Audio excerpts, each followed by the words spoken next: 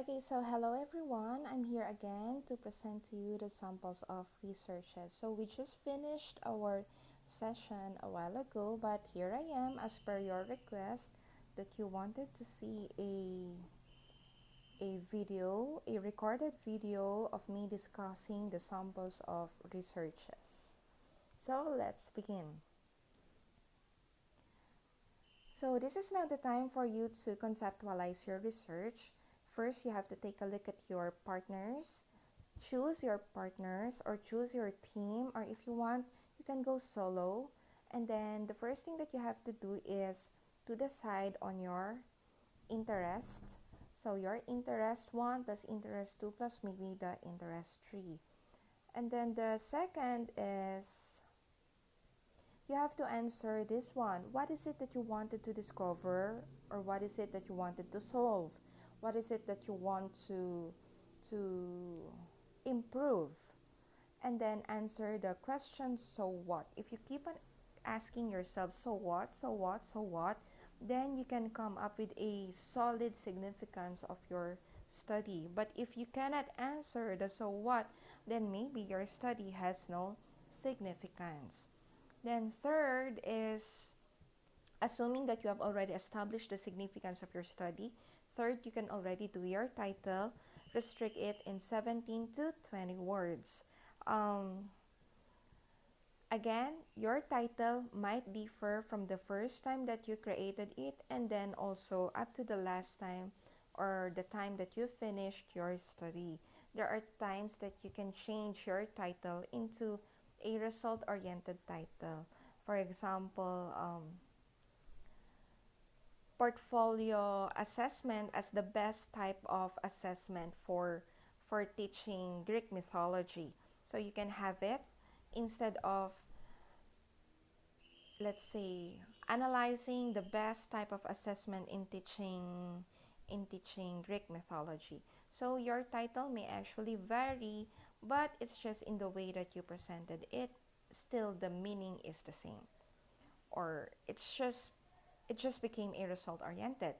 Fourth is try to categorize your study, if it's basic or applied, if it is quantitative or qualitative, or mixture of both. And then what is also the type, if it's historical, ethnographic, survey, or evaluation research, and all the other types of researches which I have presented to you a few weeks ago.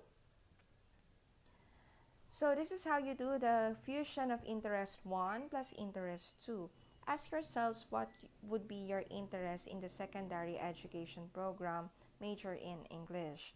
So you can have literature, Philippine, world, Afro-Asian, or you can have reading skills, language skills, linguistics, morphology, syntax, if you want to do content analysis, text analysis, and that would be for linguistics, the morphology, the sounds, okay, and then you can fuse it with the minor subject, which is, for example, the teaching strategies, educational technology, assessment of student learning, social dimensions of education.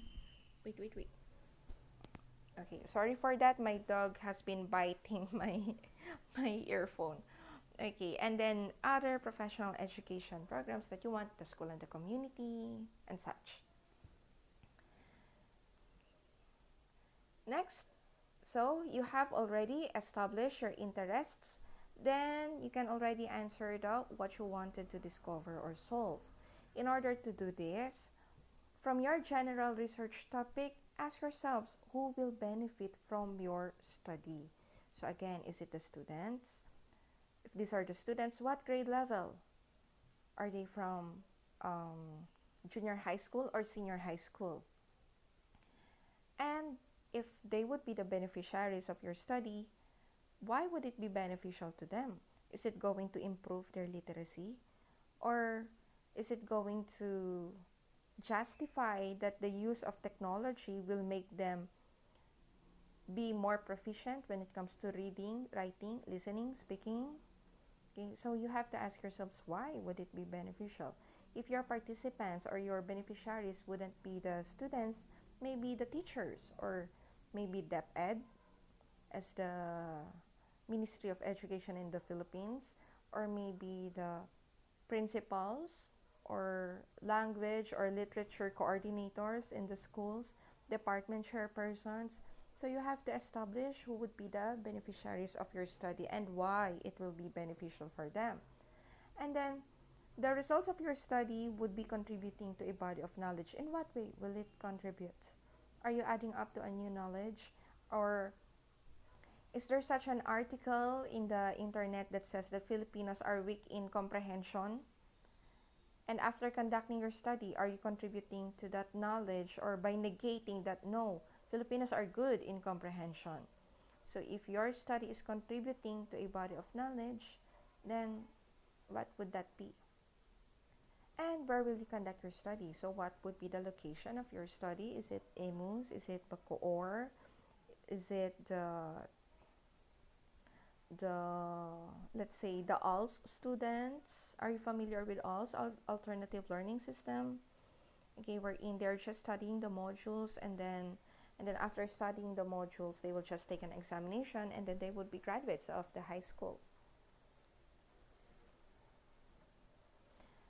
Then the next is try to restrict now your titles into 17 to 20 words. Okay, so I've given you the formula in writing your title, but again, you cannot always restrict yourselves to the formula that I have given you. You may use another. Okay. And these are the formula that I have created. One, okay, you can take a look at the structure of this title. Language proficiency of grade 11 students in the Cavite province. So, this is quantitative. Participants are grade 11 students. Locality would be Cavite province. Is there going to be an instrument here? Yes, definitely, so that you can measure the language proficiency. Second, perception of language teachers on the implementation of virtual classes in the Department of Education. So here, you have perception. This can be qualitative, and also this can be quantitative. So if you try to interview the language teachers, then you transcribe the interview script, then that would be qualitative. Okay, you extract the themes. You create thematic tables on what they are saying regarding the implementation of virtual classes. But if you try to give or provide already the answers or a list of perceptions, and they would just be ranking it if they highly agree on such perception, if they disagree on such perception, or if they are really experiencing that or not in a numerical level, then that becomes quantitative. Okay, so the participants are language teachers.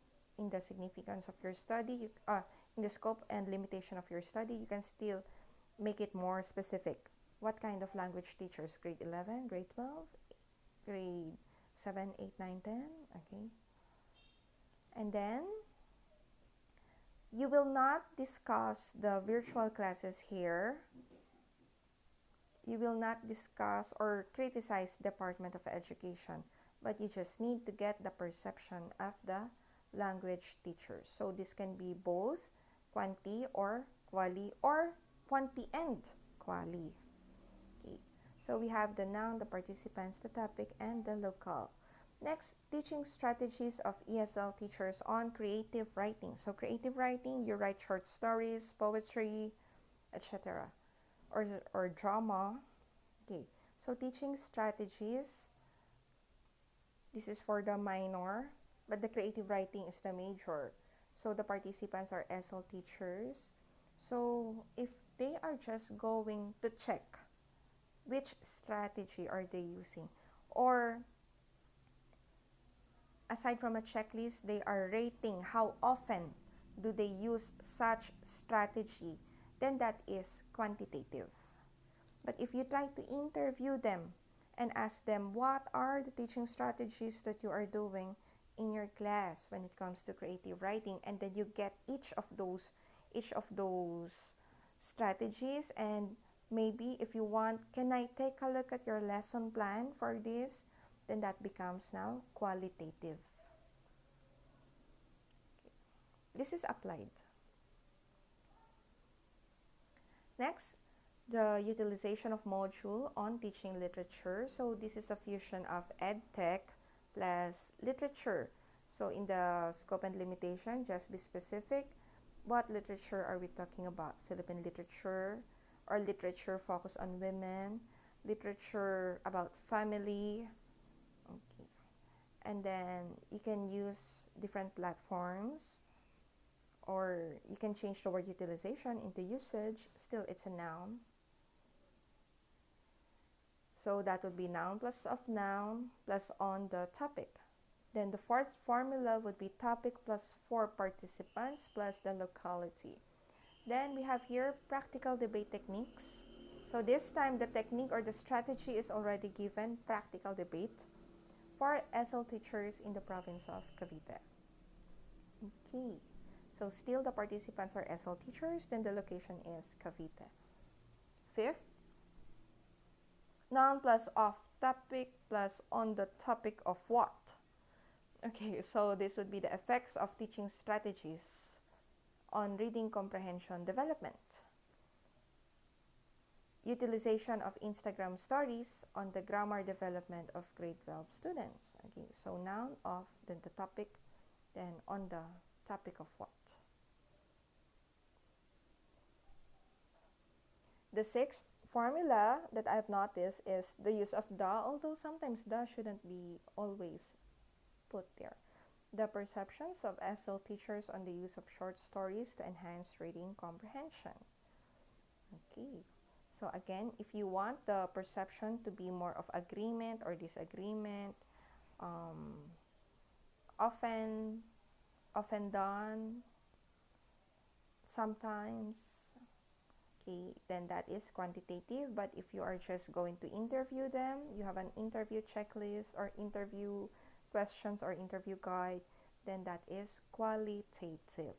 But if you want a quantitative plus qualitative, or back up by qualitative or back up by the interview, then you have mix the sign here. And then the use of short stories. So you don't have a particular short story here.